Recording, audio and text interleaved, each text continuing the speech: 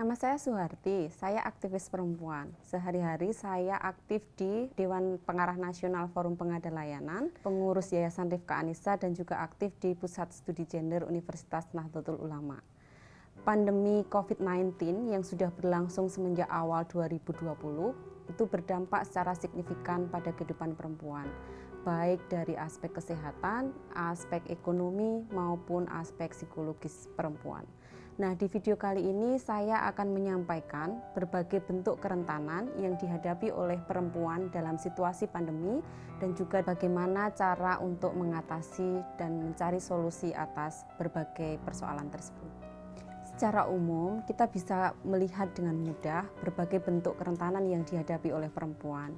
Yang pertama tentunya adalah meningkatnya beban yang dihadapi oleh perempuan dalam rumah tangga. Data dari Komnas Perempuan menyebutkan 1 di antara 3 perempuan mengatakan beban kerja mereka meningkat beberapa kali lipat. Peningkatan beban kerja yang dialami oleh perempuan ketika dalam masa pandemi itu turut memicu tingkat stres pada perempuan. Masih dari datanya Komnas, itu ditemukan bahwa 1 dari 3 perempuan itu melaporkan mereka mengalami peningkatan stres.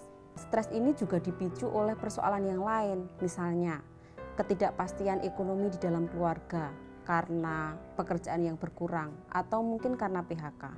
Yang kedua, berita hoax yang tersebar di mana-mana tentang kekhawatiran bahwa penyakit ini bisa menimbulkan kematian, tidak ada obatnya.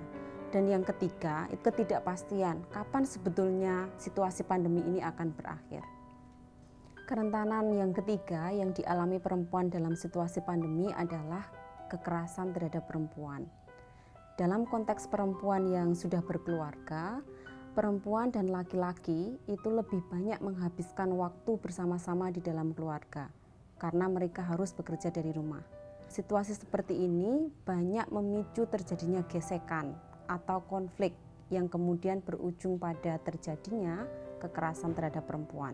Dari data di berbagai negara, misalnya seperti Singapura, Inggris, kemudian Australia dan Amerika, dilaporkan terjadinya peningkatan 25-35% kasus kekerasan terhadap perempuan.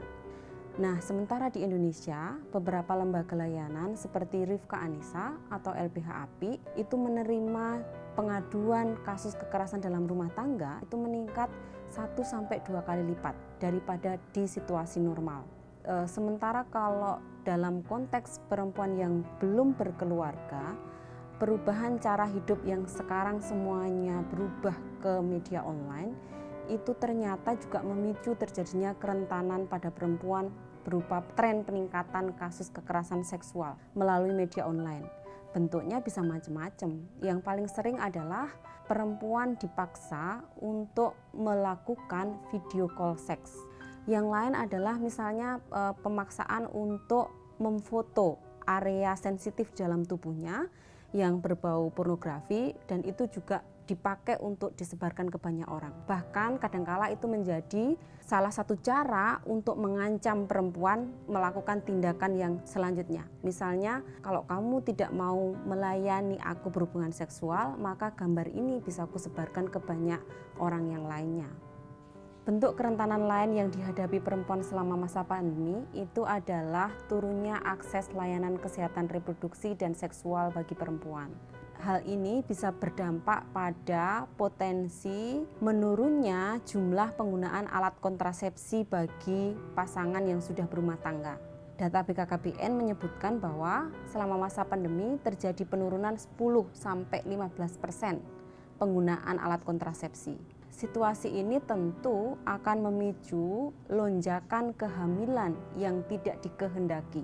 BKKBN memperkirakan selama masa pandemi itu terjadi peningkatan kasus kehamilan sampai 500.000. Ada banyak faktor sebetulnya yang membuat perempuan itu mengalami berbagai bentuk kerentanan tadi. Yang pertama adalah karena faktor internal dalam diri perempuan. Mereka kurang memiliki pengetahuan, kurang memiliki informasi, sehingga mereka tidak memiliki kesadaran yang utuh atas dirinya bahwa terjadi situasi ketidakadilan yang menyebabkan timbulnya banyak kerentanan tersebut. Nah, yang kedua itu faktor yang berasal dari luar dirinya atau dari sistem masyarakat. Jadi masyarakat masih meyakini bahwa ada pembagian peran publik dan peran domestik. Sementara dalam situasi pandemi, cara hidup masyarakat itu sudah berubah. Kita semuanya bekerja dari rumah, anak-anak belajar dari rumah, sehingga sekat dan batas antara peran publik dan peran domestik itu sejatinya sudah tidak ada lagi. Tetapi nilai masyarakat tidak berubah. Mereka masih meyakini bahwa peran publik itu menjadi tanggung jawabnya laki-laki, sementara peran domestik itu menjadi tanggung jawabnya perempuan. Banyak hal sebetulnya yang bisa kita lakukan untuk mengatasi berbagai persoalan yang tadi saya sampaikan. Yang pertama adalah pastikan kesejahteraan diri kita terjamin. Nggak salah loh kita mencari waktu untuk me time, mencari waktu di sela tumpukan aktivitas kita agar kita tetap terjaga kesehatan jiwanya dan kita tetap bahagia. Caranya apa? Saya kira semua orang punya cara sendiri-sendiri. Ada yang suka masak, carilah waktu untuk memasak. Yang suka piknik, carilah waktu untuk piknik. Atau mungkin shopping, atau sekedar pijat dan facial di salon. Yang kedua, berdayakan diri kita. Banyak cara untuk bisa memberdayakan diri kita.